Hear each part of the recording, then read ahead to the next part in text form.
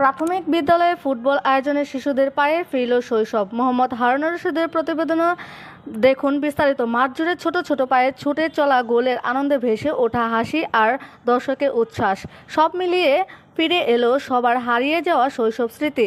সারা দেশে প্রাথমিক বিদ্যালয়ে শিক্ষার্থীদের অংশগ্রহণে শুরু হয়েছে gold cup football tournament.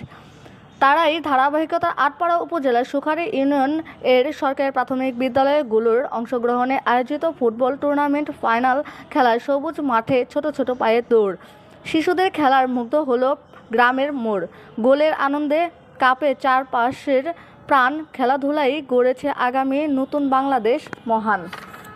Sukhari ইউনিয়নের 11টি সরকারি প্রাথমিক বিদ্যালয়ে অংশগ্রহণে শুরু হওয়া এই টুর্নামেন্ট প্রতিদ্বন্দ্বিতার খেলা শেষে বাউসা সরকারি প্রাথমিক বিদ্যালয় এবং হাতিয়া সরকারি প্রাথমিক বিদ্যালয় ফাইনালে জায়গা করে নেন। সীমা হালদার, এস বাংলা নিউজ।